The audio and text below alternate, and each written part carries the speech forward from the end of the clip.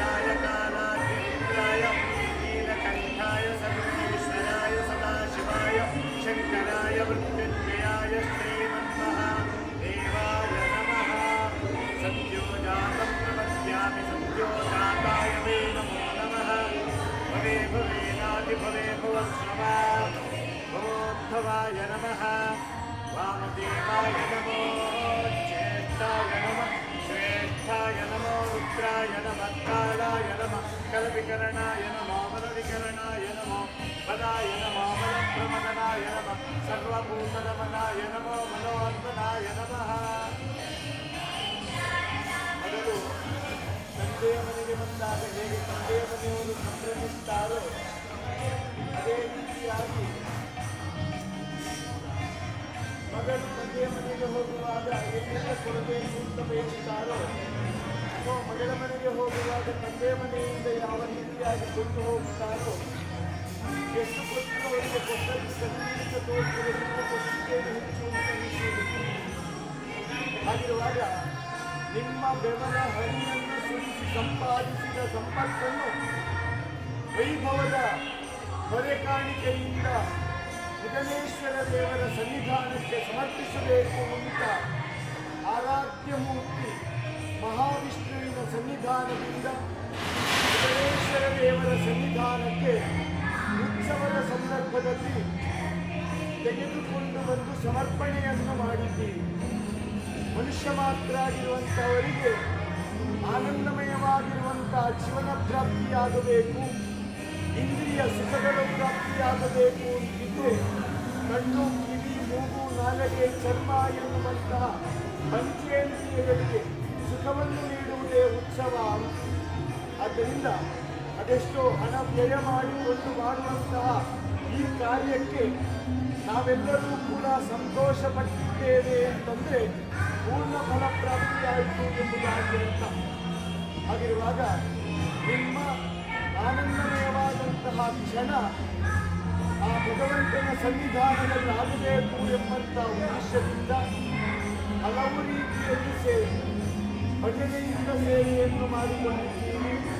ಅದೇ ರೀತಿಯಾಗಿ ಹಲವಾರು ಮಕ್ಕಳು ನೃತ್ಯದಲ್ಲಿ ಭಾಗವಹಿಸಿದ್ದೀರಿ, ಹಲವರು ಯಕ್ಷಗಾನಾದಿಗಳಲ್ಲಿ ಭಾಗವಹಿಸಿದ್ದೀರಿ. ಈ ರೀತಿಯಾಗಿ ಸೇವೆಯನ್ನು ಮಾಡಿದ್ದು ಮಾತ್ರವಲ್ಲದೆ ವಿಶೇಷವಾದಂತಹ ಹೊರೆಕಾಣಿಕೆಯನ್ನು ಸಮರ್ಪಣೆ ಮಾಡಿಕೊಂಡಿದ್ದೀರಿ.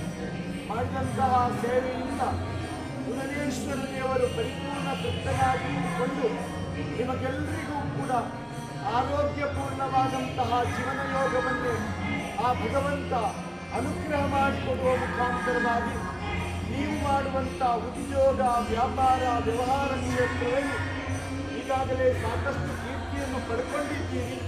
ಇನ್ನೂ ಹೆಚ್ಚಿನದಾಗಿರುವಂತಹ ಕೀರ್ತಿಯನ್ನು ಆ ಉದನೇಶ್ವರ ದೇವರು ಅನುಗ್ರಹ ಮಾಡಿಕೊಡುವ ಮುಖಾಂತರವಾಗಿ ಮಕ್ಕಳ ವಿದ್ಯಾಭ್ಯಾಸಕ್ಕಾಗಿರಬಹುದು, ಉದ್ಯೋಗಕ್ಕಾಗಿರಬಹುದು, ಆರೋಗ್ಯಕ್ಕಾಗಿರಬಹುದು, ಆಯುಷ್ಯಕ್ಕಾಗಿರಬಹುದು, ಯಾವುದೇ ರೀತಿಯಾದಂಥ ಕುಂದು ಕೊರತೆಗಳಿದ್ದರೂ ಕೂಡ ಅದೆಲ್ಲವನ್ನು ಪರಿಹರಿಸಿ ಮಂಗಲಮಯವಾದಂತಹ ಜೀವನ ಪ್ರಾಪ್ತಿ ಮಾಡಿಕೊಡುವುದರ ಜೊತೆಗೆ ಏನು ನಿಮ್ಮ ಕಾಯ, ವಾಚ, ಮನಸ ಸಮರ್ಪಣೆ ಇದೆಯೋ ಅದರ ಪರಿಪೂರ್ಣವಾದಂತಹ ಫಲವನ್ನೇ ಆ ದೇವರು ಅನುಗ್ರಹ ಮಾಡಿಕೊಳ್ಳಿ ಎಂಬುದಾಗಿ ದೇವರ ದಿವ್ಯ ಸಾನ್ನಿಧ್ಯದಲ್ಲಿ ಪ್ರಾರ್ಥಿಸಿಕೊಳ್ಳುವಂತಹ ಪ್ರಸಾದ.